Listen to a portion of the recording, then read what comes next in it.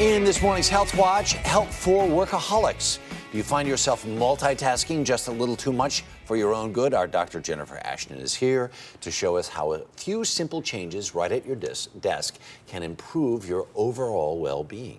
And I'm sitting on this goofy ball. Right. I actually have one of these in my office. So do I. I love these. Right. But this brings up a point. You know, a lot of Americans spend hours a day sitting at a desk, and they can develop back and neck pain because their chair is not really the best for their posture. Right. So whether you get a different type of chair that's more comfortable for you, or you segue into one of these balls, which you can gradually build up to more and more time, but it's important that you use the proper posture because then you actually engage your core muscles. It's called active sitting. Oh, it's because phenomenal. Harry, 50 to 80% of us will have a back problem at some point in our lives. I just had one. So if you're going to start to use one of these balls at your desk, what you want is for your hips and your knees to be at approximately 90-degree angle, which yours is.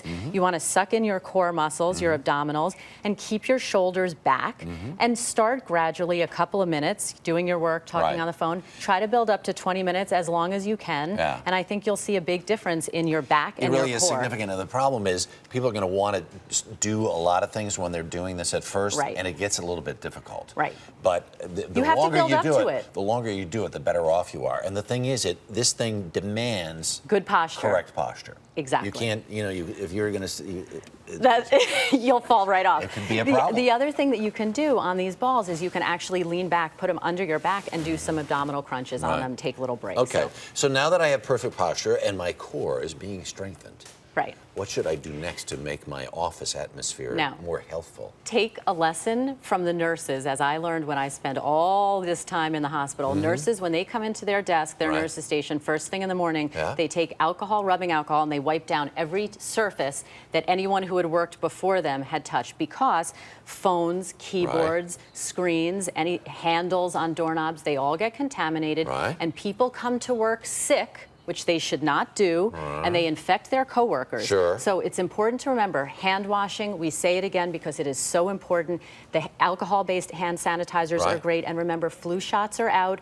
H1N1 is in this year's flu shot, so you only need one. And so remember, it's no 2 shots this year? It's 1 shot. Because I walked in the CBS building the other day, and they said that it's flu shot. They're in pharmacies, they're in doctors' offices, pregnant women over the age of 65, young children, people with chronic diseases like asthma should all talk to their doctors. Now, we spent every single segment of most of last year's shows talking about H1N1. Do we have that to worry about this year? No, because the H1N1 virus is not being seen in high numbers, but it's in the flu shot along with 2 other strains. And we have to remember, Americans miss 70 million days of work due to flu every year. That's a lot. So it is no joke. All right, what's next on your agenda for keeping us healthy in our office?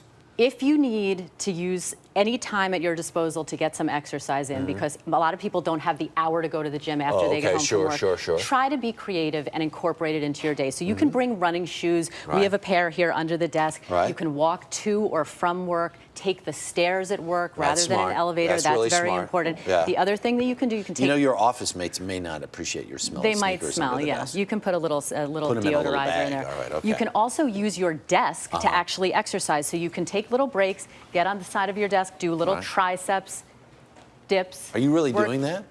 A little bit.